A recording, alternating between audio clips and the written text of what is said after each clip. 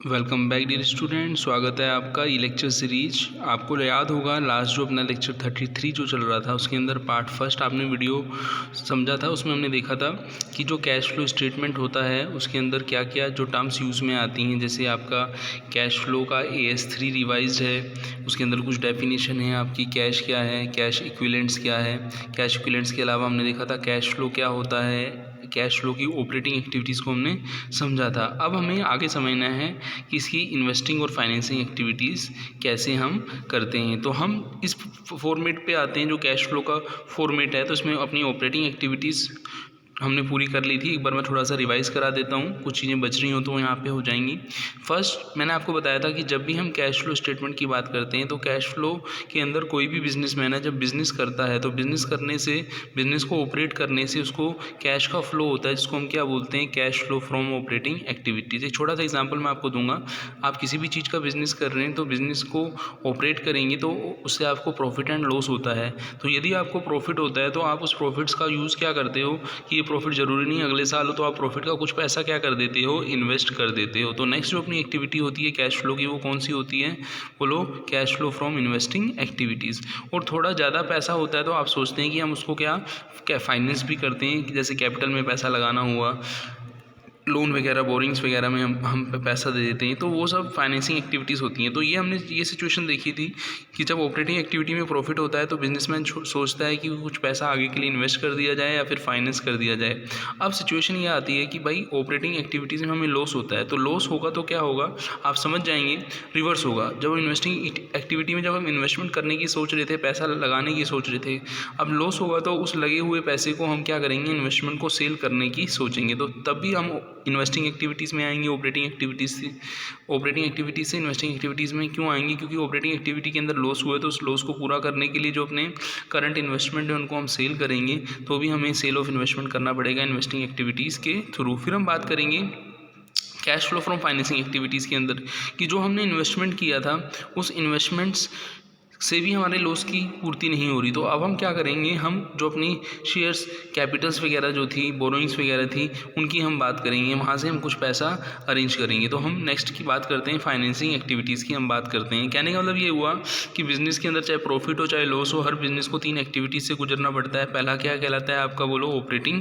Activities, और दूसरी क्या होती है आपकी, इन्वेस्टिंग एक्टिविटी। अब हम समझेंगे क्या, फाइनेंसिंग एक्टिविटीज़ और इन्वेस्टिंग एक्टिविटीज़ को डिटेल में समझेंगे। तो यहाँ तक का जो मैंने आपको बताया था ये रिलेट करने के लिए कि जो पार्ट 1 वीडियो थी वहाँ पे हमने समझा था कि कैश फ्लो क्या होता है, उससे रिलेटेड टर्म्स क्या क्या हैं, और हम जो पार्ट 2 वीडियो के अंदर हम सेकंड जो इन्वेस्टिंग एक्टिविटीज़ है उनको हम समझेंगे। तो आपको याद हो जब मैंने आपको ऑपरेटिंग एक्टिविटीज़ बताया था तो मैंने बोला था कि ऑपरेटिंग एक्टिविटीज़ में जो अपनी अकाउंटिंग इक्वेशन है, assets equal to liabilities plus capital, मतलब असेट्स के अलावा, लायबिलिटीज़ के अलावा, कैपिटल के अलावा बाकी सब चीज़ें किस में आएंगी आपकी, बोलो, ऑपरेटिंग एक्टिविटीज़ में आएंगी। अब क्वेश्चन ये बनता है कि जो नहीं आई थी, जैसे हम बात करें कि ऑपरेटिंग एक्टिविटीज़ में assets equal to liabilities plus capital, मतलब असेट्स नहीं आई थी, तो असेट्स कहाँ जाएगी, असेट्स जाएगी इन्वेस्टिंग एक्टिविटी के अंदर। कहने मतलब ये कि हम इन्वेस्टमेंट इन फिक्स असेट्स कर रहे हैं तो इन्वेस्टिंग एक्टिविटीज़ का पार्ट है। लायबिलिटी की हम बात करें, लायबिलिटीज़ को इंक्रीज डिक्रीज करना, वो किसका पार्ट है, फाइनेंसिंग का पार्ट है। तो कहने मतलब ये हुआ कि ये जो एक्टिविटी है आपकी इन्वेस्टमेंट की एक्टिविटी जो है ये फिक्स असेट्स से रिलेटेड है, और जो हम फिक्स असेट्स परचेज़ कर रहे हैं या फिर कहीं हम इन्वेस्टमेंट कर रहे हैं, इन्वेस्टमेंट या इन्वेस्टमेंट इन फिक्स असेट्स, दोनों बातें समझिएगा। इन्वेस्टमेंट का मतलब है कि पैसा लगाना फाइनेंशियल इंस्टीट्यूशन में, नॉन फाइनेंशियल इंस्टीट्यूशन में, ट्रेडिंग एक्टिविटी में, नॉन ट्रेडिंग एक्टिविटी में। तो इन्वेस्टमेंट के साथ साथ investment in fix assets keyword आपको ध्यान रखना है, तो आपको इन्वेस्टिंग एक्टिविटी समझ में आ जाएगी। इसके अलावा जो भी बचा आपका कैपिटल और लायबिलिटीज़, कैपिटल और लायबिलिटीज़ का टर्म जो यूज़ में आती है, कहाँ पे यूज़ में आती है, फाइनेंसिंग एक्टिविटीज़ में यूज़ में आती है। अब आपको क्लियर हो गया होगा कि जो ऑपरेटिंग एक्टिविटीज़ थी उसमें असेट्स, लायबिलिटीज़ और कैपिटल के अलावा बाकी सब एक्टिविटीज़ किस में आती हैं, इन्वेस्टिंग और फाइनेंसिंग एक्टिविटीज़ में आती हैं। अब हमने यहाँ पे ये चीज़ भी डिस्कस कर ली कि इन्वेस्टिंग एक्टिविटी का मतलब है investment in investment comma investment in fix assets की बात करेंगे। अब यदि कोई आपसे पूछे इन्वेस्टिंग एक्टिविटीज़ है तो इन्वेस्टमेंट की बात हो रही है, इन्वेस्टमेंट इन फिक्स असेट्स की बात हो रही है, तो जब हम इन्वेस्टमेंट को सेल करेंगे तो उससे कैश आएगा या फिर जाएगा, तो आप कहेंगे कि यदि कैश आप cell proceed from fix assets की बात करें तो कैश आएगा, तो इसको हम ऐड करते हैं। इसके अलावा जो हमने इन्वेस्टमेंट किया है उससे यदि हमें इंटरेस्ट या डिविडेंड रिसीव्ड होता है वो भी क्या करते हैं, हम ऐड करते हैं। और इसके रिवर्स यदि हमने क्या किया है, फिक्स असेट्स का इन्वेस्टमेंट किया है, पैसा लगाया है, परचेज़ किया है, तो वो क्या हो जाएगा आपका लेस हो जाएगा। ठीक है ना। तो यहाँ पे हमने किसको समझा, इन्वेस्टिंग एक्टिविटीज़ को समझा। डिटेल में आपको जब इन्वेस्टिंग एक्टिविटी का क्वेश्चन बताऊंगा वहाँ पे मैं आपको बताऊंगा। यहाँ पे समराइज्ड आपको समझना है कि इन्वेस्टिंग एक्टिविटीज़ इन्वेस्टमेंट से रिलेटेड रहती है, इन्वेस्टमेंट इन फिक्स एसेट्स से रिलेट होती है। जब इन्वेस्टमेंट या फिक्स एसेट्स का हम सेल करते हैं तो कैश का इनफ्लो होता है, उसको हम ऐड करते हैं। जब हम इन्वेस्टमेंट करते हैं तो उसे डिविडेंड और इंटरेस्ट रिसीव्ड होता है, तो कैश का इनफ्लो होता है, उसे ऐड करते हैं। जब हम इन्वेस्टमेंट या फिक्स एसेट्स को परचेज करते हैं तो कैश का आउटफ्लो होता है, तो उसे हम क्या करते हैं, लेस करते हैं। अब हम बात करेंगे फाइनेंसिंग एक्टिविटीज़ की।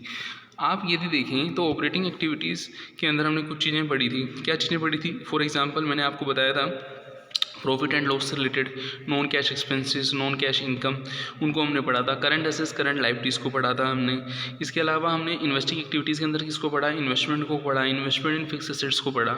अब होगा क्या क्वेश्चन में, इनके अलावा नेट प्रॉफिट के अलावा जो आपके प्रॉफिट, नेट प्रॉफिट से रिलेटेड एक्सपेंसेस इनकम है, उनके अलावा करंट एसेट्स के अलावा जो आपकी ऑपरेटिंग एक्टिविटी में चलेगी, करंट लायबिलिटीज़ ऑपरेटिंग एक्टिविटीज़ में चलेगी। इसके अलावा इन्वेस्टमेंट एक्टिविटीज़ में इन्वेस्टमेंट जो इन्वेस्टिंग एक्टिविटी में चलेगी, इन्वेस्टमेंट इन फिक्स एसेट्स जो इन्वेस्टिंग एक्टिविटी में चलागा। इसके अलावा जो भी क्वेश्चन में बचा है वो सब किस में आएगा, आपका फाइनेंसिंग एक्टिविटी में आएगा। अब क्वेश्चन ये बनता है कि सर एक बार हमें बता तो दीजिए कि फाइनेंसिंग एक्टिविटी में क्या क्या आएगा। तो आप सुन लीजिए, फाइनेंसिंग एक्टिविटीज़ के अंदर हम कैपिटल की बात करते हैं। कैपिटल में भी आपके शेयर्स हों या डिबेंचर्स हों या फिर बोरोइंग्स हो, उसकी हम बात करते हैं। ठीक है ना। तो यहाँ पे हमने क्या किया है, यदि हमने शेयर्स या डिबेंचर को क्या किया है, इशू किया है और उससे पैसा आया है तो उसको हम ऐड करते हैं। ठीक है ना। इन्वेस्टिंग एक्टिविटीज़ के अंदर हम पैसा अरेंज करने के लिए शेयर्स, डिबेंचर, सिक्योरिटीज़ को हम इशू करते हैं, तो पैसा आया है उसको हम ऐड करते हैं। इसके अलावा हमने कोई लॉन्ग टर्म बोरोइंग ली है तो उससे भी पैसा आया, उसको भी हम क्या करते हैं, ऐड करते हैं। हम क्या करते हैं, जब हम किसी से पैसा उधार लेते हैं तो आपको याद हो एक टर्म्स रहती है टाइम वैल्यू ऑफ मनी, कि पैसा जो आपने अरेंज किया है उसके बदले में आपको कुछ रिटर्न भी करना होगा। तो रिटर्न करने के लिए हमें क्या करना पड़ता है, जैसे हमने डिविडेंड पे किया है, हमने डिविडेंड के भी टाइप होते हैं, आपका प्रपोज्ड या फाइनल डिविडेंड, इंटरिम डिविडेंड होता है।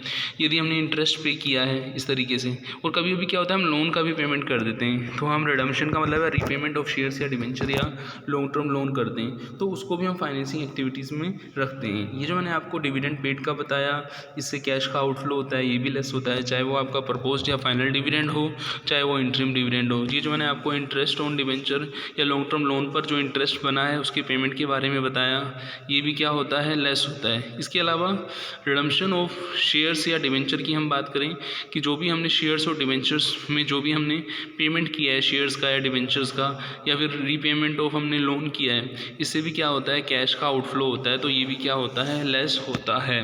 तो ये हमने फाइनेंसिंग एक्टिविटीज़ को पढ़ा।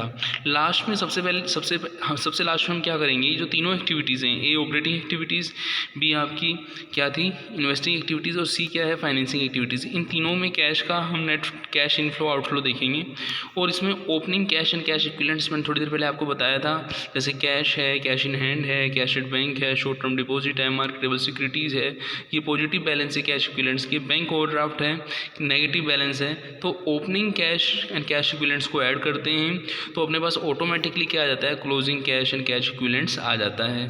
पेपर में बड़े क्वेश्चन में ये शब्द देखने के लिए आपको मिलेंगे, छोटे क्वेश्चन में खाली कैश का ओपनिंग बैलेंस और क्लोजिंग बैलेंस मिलता है। जैसे कि मैंने आपको बताया भी था, सपोज चेंज इन कैश 10,000 आ रहा है, ओपनिंग कैश है 30,000, तो क्लोजिंग कैश कितना आ जाएगा, 40,000 आ जाएगा।